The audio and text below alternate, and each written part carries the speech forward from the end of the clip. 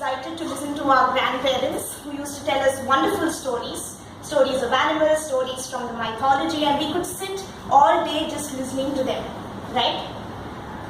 Today I am going to attempt being half a good storyteller as my grandmother and tell you the story of a wise lady.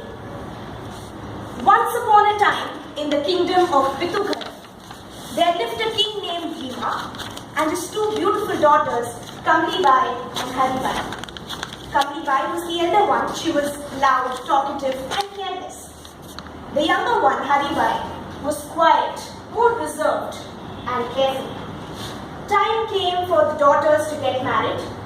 The elder daughter, Kamli Bai, was married first to a rich merchant with the pomp and the glamour and the show that befitted a princess. Once Kamli Bai got married, the king decided to spend more time with his younger daughter. So every afternoon he used to go and spend time with her. During one such customary meeting, as he took his place in her chamber, he noticed a placard on the wall that read, "A home that has a wise woman in it will always prosper." He was shocked, perplexed and a little annoyed, and he said, "What is the meaning of that?" "Father, that is something I really need. That is something I really feel. Mother was a wise woman, you know." "What do you mean mother was a wise woman, you know? I am the king of the land and the entire kingdom, thousands of households are prospering and doing very well just because of me and my able leadership. Take back your words right now. I am rather annoyed." But she stood by what she said, because that was her perspective after all. He stormed out of the room, but not before mentally resolving that he is going to marry her to the first pauper he saw, just to see how prosperous she would become. And that's exactly what he did. The next day, while he was going on his rounds in the kingdom, he came across a poor woodcutter whose name was Nandu. Nandu was summoned and said, "You are going to marry my daughter." Little did Nandu know when he left in the morning that this was going to be the fate of affairs at the end of the day. He said, "My lord, how can I marry a princess? I do not have the riches that can attend to her luxuries. I'm sorry, I cannot." "You have little choice, young man. You either marry her or I'll have you beheaded."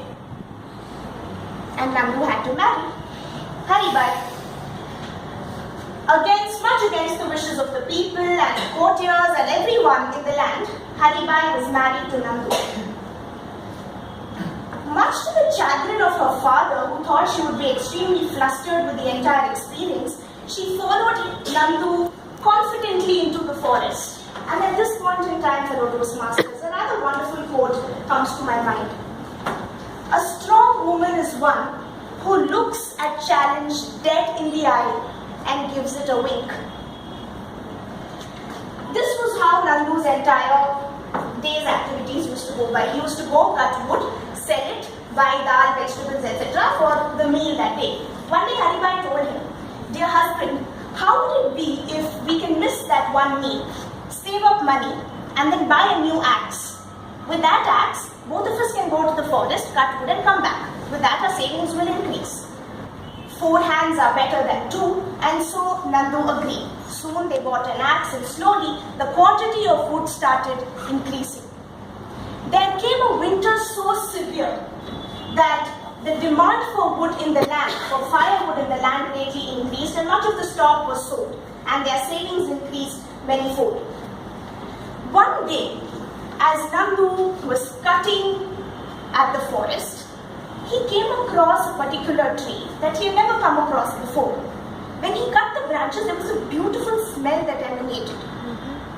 He carried it to his wife and said, "This is something that I have never come across before. Do you know what this is?" Oh, she instantly recognized the familiar smell because she was a princess. She knew and she said, "This is sandalwood."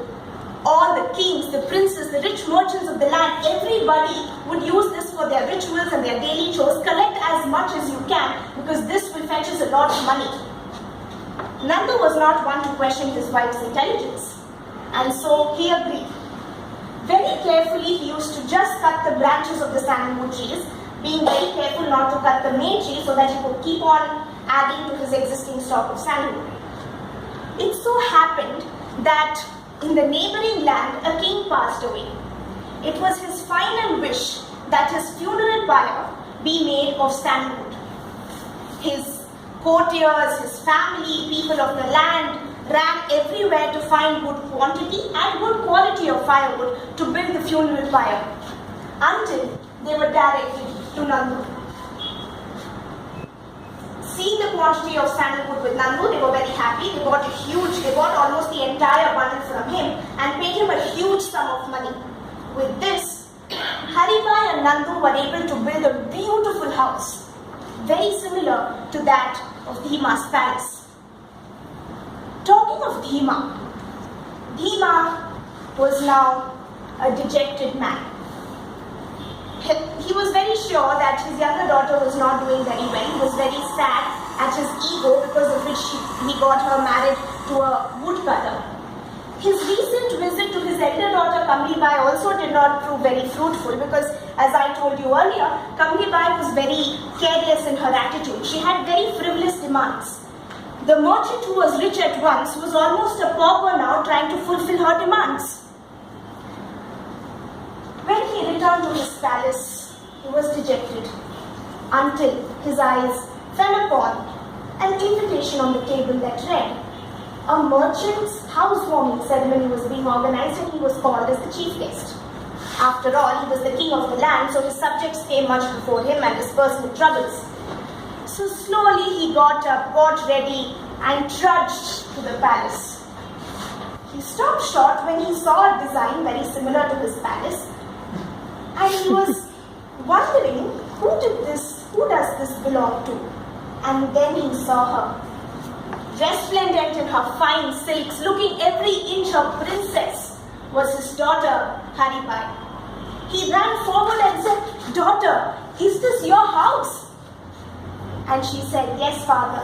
How did this happen? This looks so beautiful." And inch by inch, word by word, he narrated the entire story to him. He sat down, remembering that day when he got extremely angry with his daughter for saying something that he didn't believe in. He got angry with her because she had a perspective of her own, and that perspective was right. A home that has a wise woman in it did indeed prosper. Toastmaster.